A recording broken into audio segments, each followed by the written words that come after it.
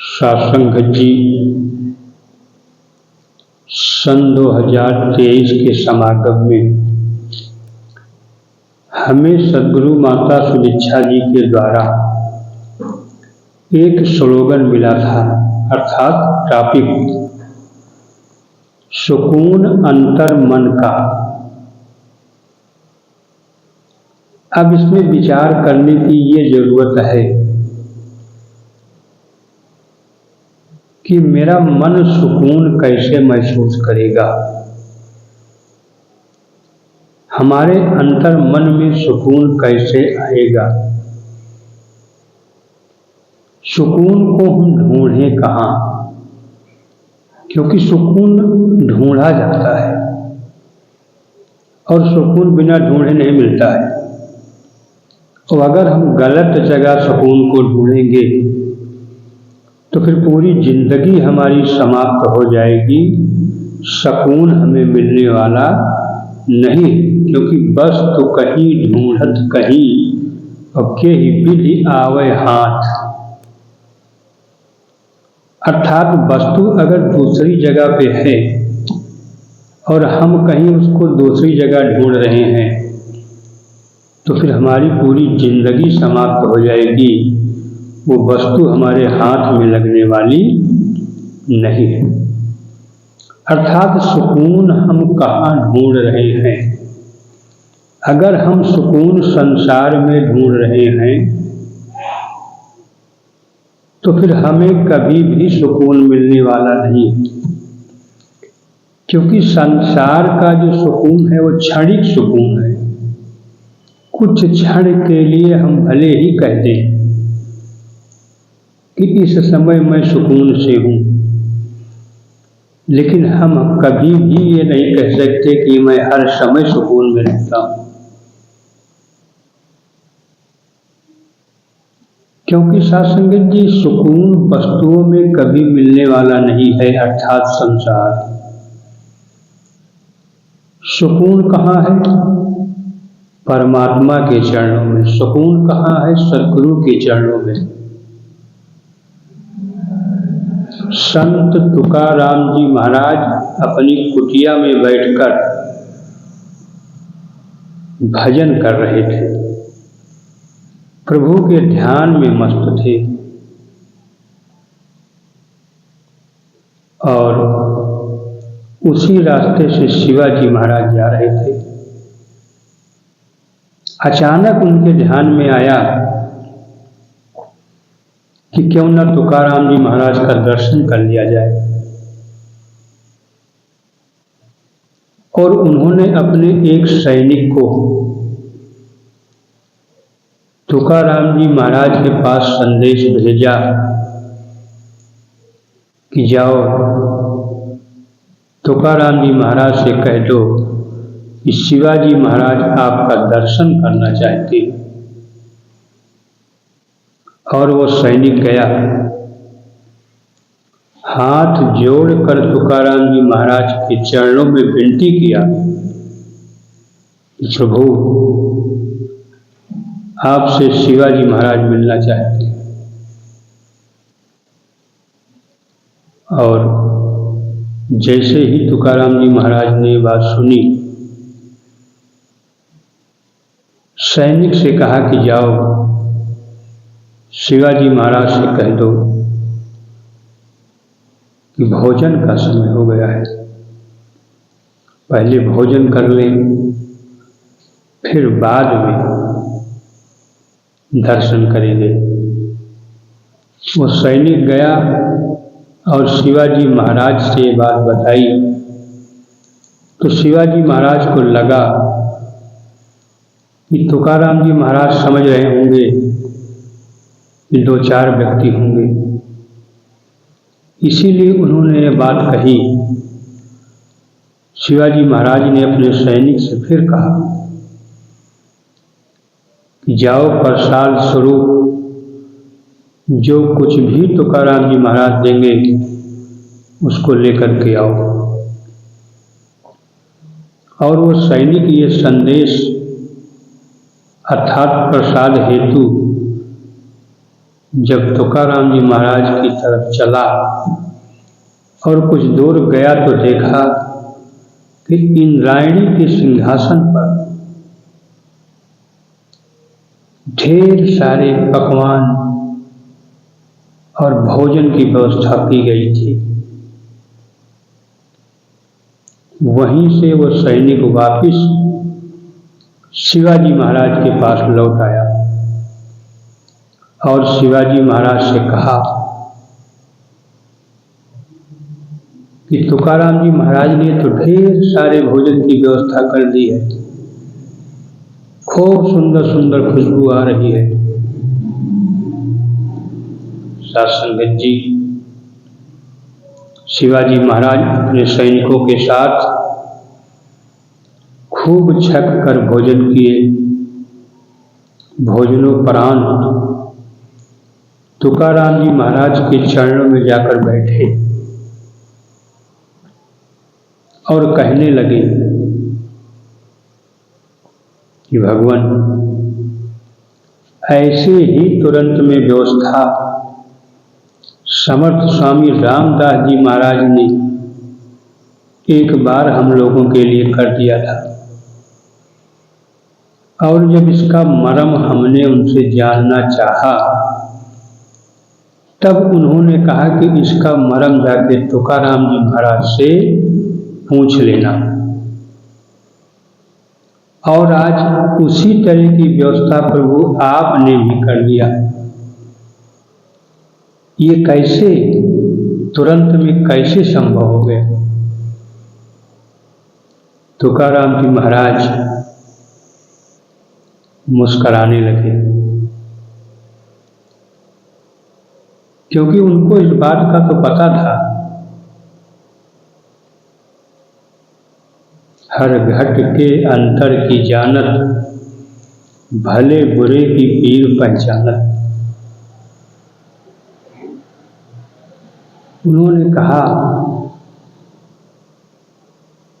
कि शिवाजी महाराज, सुकून अंतर मन का, जिसके भी अंदर ये जो मन बैठा है, क्योंकि मन तन में ठगहार है, ठग ठग नरक पठाए, और नाम गुरु की डोर में मन को दियो फंसाए। अर्थात ये जो मन है ये बहुत चंचल है, और इसी मन के कारण 84 लाख योनियों में भटकना पड़ रहा है,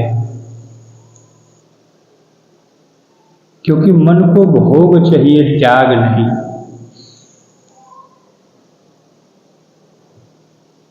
और जिसने भी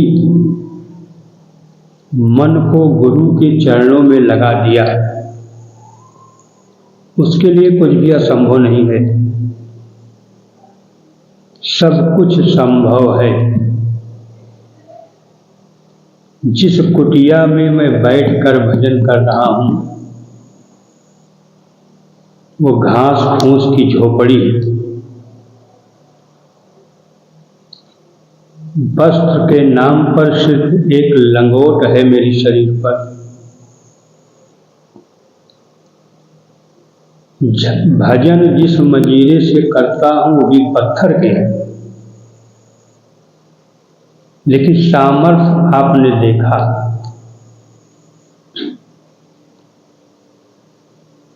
कि तुरंत में ढेर सारे लोगों की भोजन की व्यवस्था हो गई।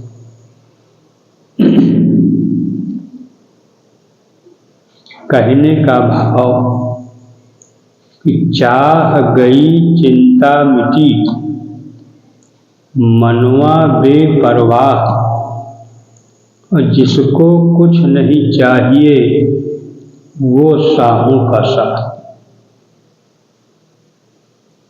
चाह का मतलब कि इस भौतिक संसार की चाहत जिसके भी मन से खत्म हो जाती है,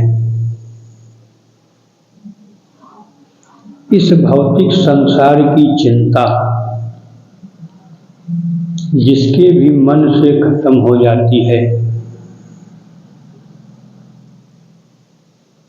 उसका मन जो है बेपरवाह हो जाता है। बेपरवाह का मतलब कि कोई भी परवाह नहीं करता है। भोजन मिलेगा तो भी तेरी कृपा, नहीं मिलेगा तो भी तेरी कृपा। क्योंकि सबसे बड़ी जरूरत है हमारी सांस, जो हमें 5 मिनट भी ना मिले तो मैं निष्प्राण हो जाऊंगा। हमने कभी सांस की व्यवस्था के बारे में नहीं सोचा।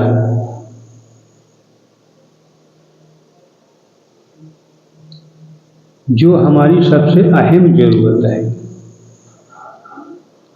लेकिन जिसके लिए हम 15 दिन जिंदा भी रह सकते हैं,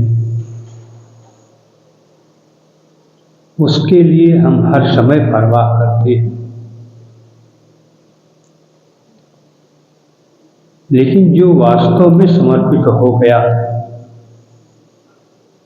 सदगुरु के चरणों में, जेह विधि राखे राम वह विधि रहिए, और सीताराम सीताराम सीताराम कहिए, तो उसके लिए कुछ भी असंभव नहीं है। क्योंकि वो स्वयं में ठहरा हुआ होता है, वो स्वयं को सर्वत्र देखता है। उसी का वास्तविक विस्तार असीम की ओर हो जाता है।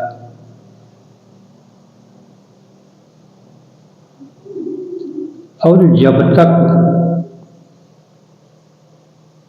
सुकून अंतर मन में नहीं आएगा, तब तक स्वयं का विस्तार नहीं हो सकता है। और स्वयं का विस्तार करने के लिए स्वयं में ठहरना पड़ेगा। और जो वास्तव में स्वयं में ठहरा हुआ है, फिर सारी रिद्धियां सिद्धियां उसकी दासी हो जाती हैं। और जब रिद्धियां और सिद्धियां दासी हो जाती हैं, तो फिर चाहे लाखों के लिए व्यवस्था करनी हो भोजन की, चाहे करोड़ों के लिए व्यवस्था करनी हो भोजन की, फिर सब कुछ संभव हो जाता है। तो वास्तव में भोग में सुकून नहीं है, वस्तुओं में सुकून नहीं है, ऊंचे ऊंचे महलों में सुकून नहीं है, करोड़ों अरबों की गाड़ियों में सुकून नहीं है, बड़े बड़े पदों में सुकून नहीं है। जिसे भी ये बात समझ में आ गई, वास्तव में वही अपने अंतर्मन में सुकून पा सकता है। लेकिन जिसे भोग में सुकून लग रहा है, तो कब तक भोग में सुकून प्राप्त करेगा? और जिसकी समझ में आ गया कि त्याग में सुकून है,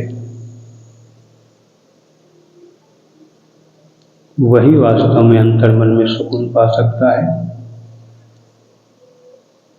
आओ सासंगत जी, सदगुरु हमें वस्तुओं में सुकून ढूंढने की बात नहीं कर रहा है। सदगुरु तो हमें परमात्मा में सुकून ढूंढने की बात कर रहा है। सदगुरु तो हमें विश्वास में सुकून ढूंढने की बात कर रहा है।